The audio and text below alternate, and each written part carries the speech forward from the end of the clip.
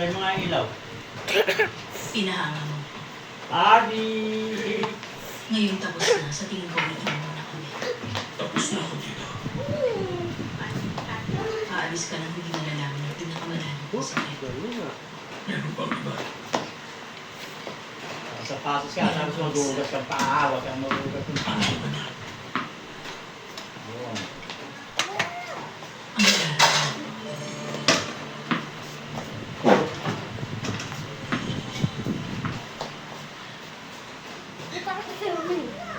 Itong tapong bulak.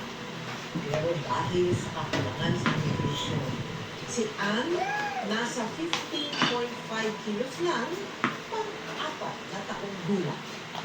Sa dapat expanded National Nutrition Survey noong 2021, sa Aurora, 2 sa bawat 10 bata, edad 5 hanggang 5, ang kulang sa timbang at taas. Kaya ngayong nutrition month, tatlong daang undernourished at kulang sa mga eskwelahan sa Aurora ang sasailalim sa Given With Child Project na Planeta Puso Foundation.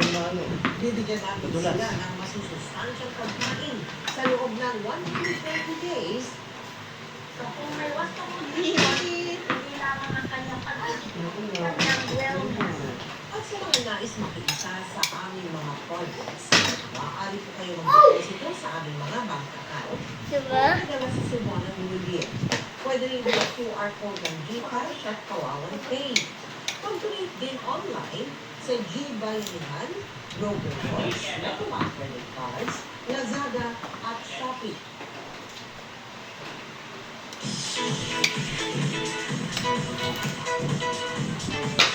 Pinumpirma ng other half ng Althea Love Team na si Sofia Pablo na di na nanliligaw sa kanya si Alan Ansay at sabihin na mas gusto nilang mag-focus ngayon sa kanilang.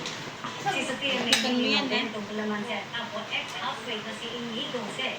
Makichika kay Obrika. Mami! Ito mo! Kasi hindi pa naman ako sinasagot ni Sophie. May mga ganun na. Ito ang naging sagot ni Alan Ansay na mapag-usapan sa Chilling News Ito Service. na! Ang issue ng hiwalay na raw sila ni Sophie Pablo. Matagal nang bukal si Alan sa kanyang paghanga sa dalaga sa mas. Ulit ako! Na ilang beses na rin niya pinali maging Valentine's Day. Pero sa isang comment sa TikTok nitong weekend, sinabi ni Allen na itinigil na niya ang panliligaw kay Sophia noon pang Marso. Okay raw sila ng palagi. Walang iniwan. Nag-aasa o nang baliwala. Dugtong pa ni Allen nagbago lang ang aksyon ng nilang priorities lalo sa trabaho. Pero mananatili ang respeto nila sa isa't isa. Sana raw ay tigilan ang pagpapakalat ng mga manifesto. Kay Sophia, wala naman daw binago ang masama. Kinupirma ni Sophia na tumigil na si Allen sa panliligaw. Mahirap po talaga i-balance yung nilalaptin ka lang sa iba. Alvin, batay sa protocols at gaya ng mga naunang high-profile emails, na dinala rin dito, dapat ay hihiwalay muna, ibubukod muna sila dating Defensor at negosyante si Joseph Espiritu bago sila halo sa general population o doon sa iba pang mga preso. Bahagi ito ng American Foreign na kadalasan ay tumatagal ng Tumahimik ka na, yung dibdib mo, pulang-pula na. Sakto, mamihimik ka na. Mga alas 3, Tama na yan. ng hapon kanina, nang dumating dito sa Quezon City Jail Mayor Dormitory, ang security convoy ng dating kongresistang si Mike Defensor at negosyante si Tumahimik ka na, Joseph manahimik ka na.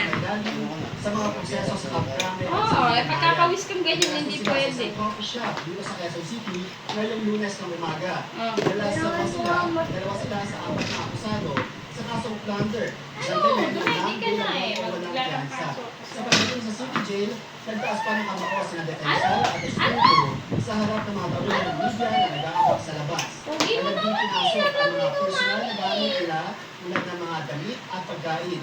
Napo-akusado sina Defensor at Espiritu ni dating ni Senator Dante Marcoleta na naresto rin ngayong Lunes pero ninabutin suriin muna sa PNP General Hospital dahil sa pananakit ng dibdib at high blood pressure.